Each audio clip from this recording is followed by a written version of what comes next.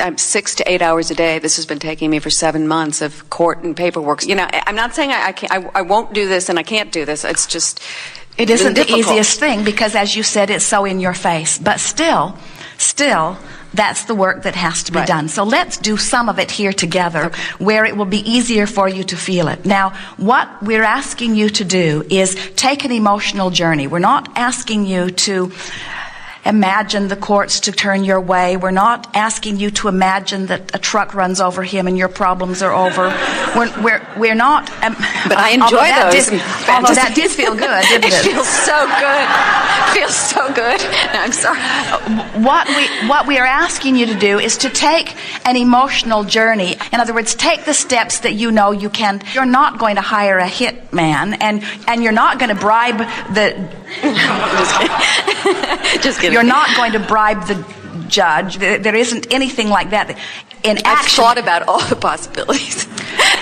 But you're not going to do any of those things. So it's going to happen in your vibration. So let's make some effort toward it. And the goal is to find a way of making the worst case scenario not feel so bad. So we're just going to listen while you do that. Because you see what you've been doing in your mind. You've been making the worst case scenario, and this is what the court system often does to you. You have to get all puffed up about what's wrong with what somebody else is doing. But in doing so, you weaken your own vibration. And so this is the perfect opportunity. We think that this family court system, as screwed up as you say that it is closer to what really is required in getting into vibrational alignment with what you want, because they do believe that they are doing what is in the best interest of the children. In other words, it is not so adversarial, you against you. It's more about what's the best thing that we can do for the whole in this. So if you're going to enter the court system, this is not the worst place to enter it. So now try to talk about this in a way that makes this worst case scenario a little more palatable to you. You pushed so hard against this for so long that that's the natural direction of your thoughts. I've never dealt with a human being like this before. I have never had someone do things that seemed so evil. I don't know what else. There's probably a better word, and I'm not. But even if all of that is true, you've got to find. So I'm There are people around your world that consider George Bush to be the greatest source of evil that exists today.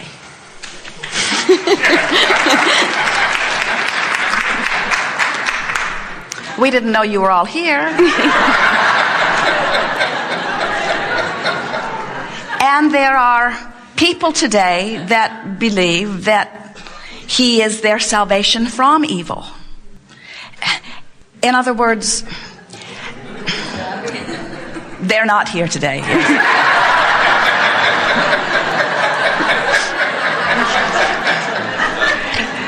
What we're getting at is, when somebody wants something you don't want, it always feels like they're wrong. And we understand, in other words, we know what is done and we know how it is unfolding and we know the motive behind it. What we're saying to you is, you've got to find a way to not feel like you feel, or things cannot get better for you. And this is the hardest challenge that we've ever asked of anyone. What we're saying is, you've got to take the way you feel, that you're absolutely justified in feeling, and you've got to find a way to feel differently, because you can't let what you want in as long as you feel the way you feel.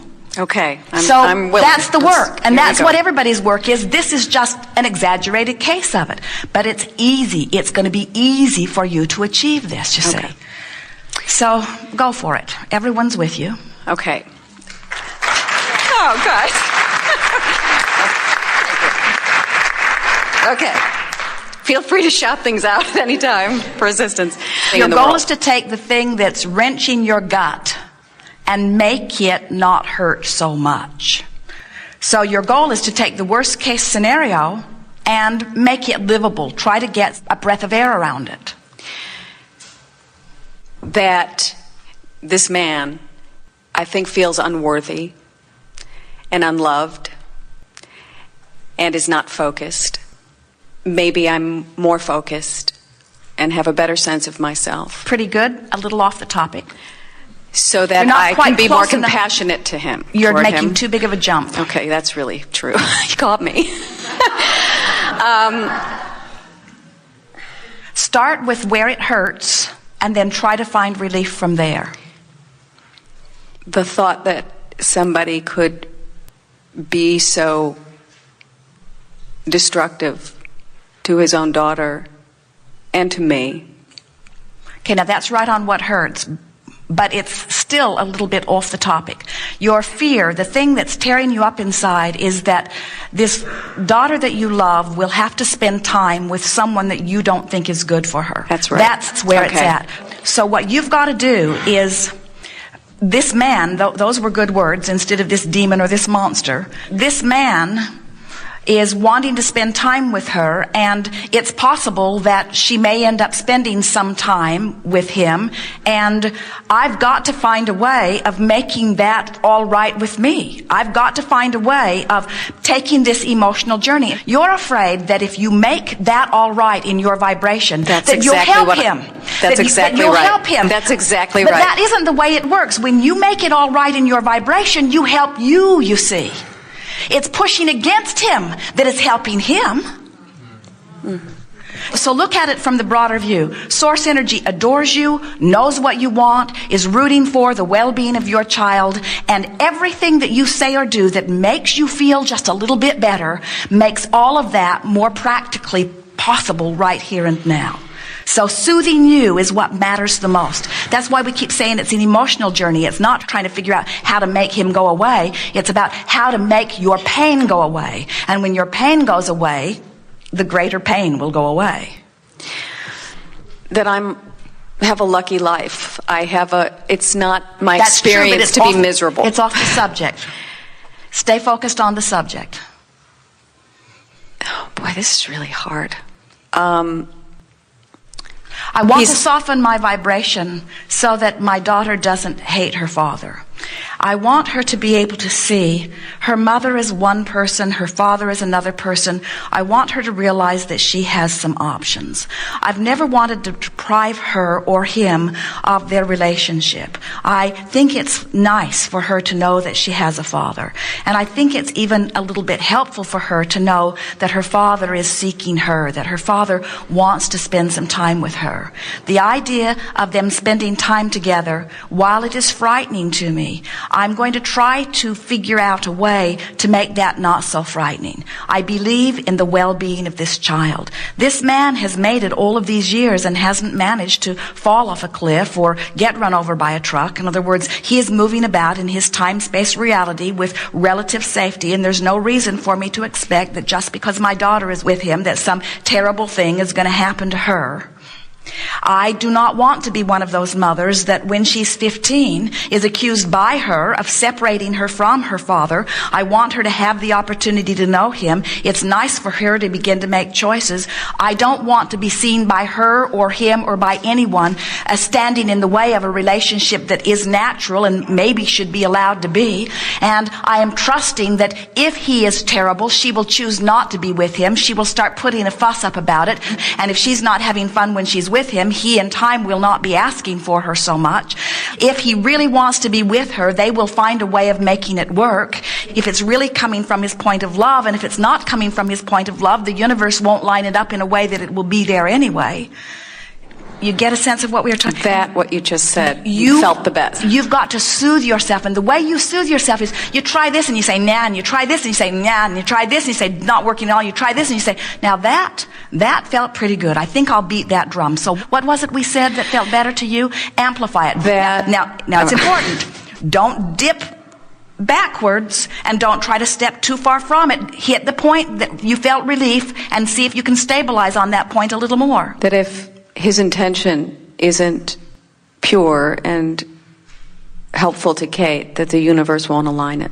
And if it is, then let this be. Let this father and child know each other, and let me be right there to support it. And let us have this unusual relationship, but let her know both of her parents, and let her have this splendid opportunity of getting to see the way different people live. Let her understand that there are different ways of going about. Let her be one who doesn't criticize and push against. Let her be one who can love two people who are different. Let her experience unconditional love. We think the most important thing that you've heard from us or felt from us here is when we say, you have been afraid to let yourself find relief because it feels like caving into his desires. And what we are saying is, when you find a way to understand yourself that you could live with it, you would not only survive, you can survive in joy. You could survive with her at her 10th year of life, of spending a day with him and a day with you. You could survive that. You could survive hearing her say, you know, I'm really not having so much fun, and so I asked Dad if it would be all right if I didn't come so often, and he said, yeah, whatever you want. I could survive, you say, him saying to me, I'm going to be out of town for about 6 weeks. Is it all right if Kate spends the whole time with you? And you say, oh yeah, I guess that would be all right. I'll see if I can work that into my schedule.